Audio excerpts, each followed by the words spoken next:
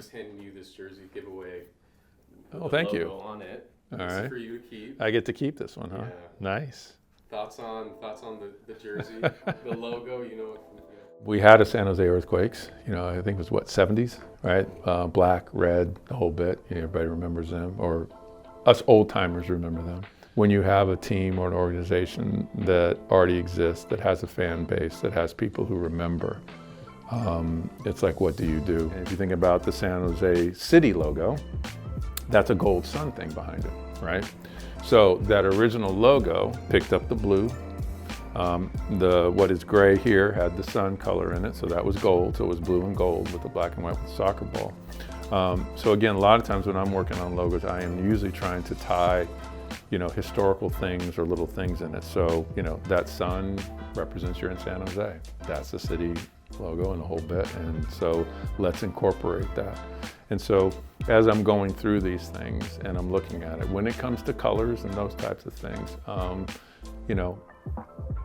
everybody's going to have their opinion on what the color should be. They at least kept the blue, so I like that side of it. But again, that gold then slowly was moved towards gray. We had given them different options, so I think in there was blue and silver was one of those options, but so was the kind of the blue and gold.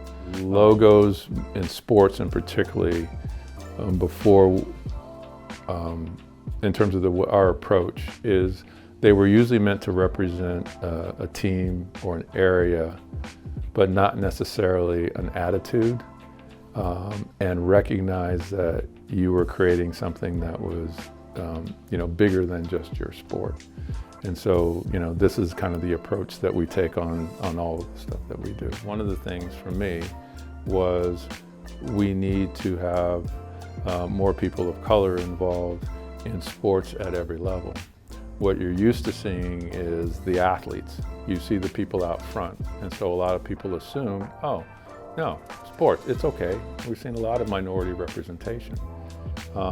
But you guys are behind the scenes. There's sales, right? There's all of the stuff that goes on behind trainers, coaches, sales forces, all of that kind of stuff. There's plenty of jobs there. Now, the people who I did what I do, I'm in sports and games and entertainment, so I'm looking at Jim Henson, I'm looking at Walt Disney, but nobody who looked like me. And so that's one of the things that I know in this area, especially with technology, more black engineers, more women engineers. When you start looking at transgender, we just have this whole group of people that's underrepresented. And as I describe my logos, it's about storytelling. You feel a sense of kind of satisfaction. But what I also love was my anonymity. In other words, I could be anywhere. I could see my stuff and still do, but nobody knows it's me. And I really like that. I'm not famous. Most people don't know who I am, but they know the work. And most people don't even know who did the work. And that's fine too. I just get the sheer pleasure and joy out of seeing all of these people walking around, with something that, you had a part of in some small way.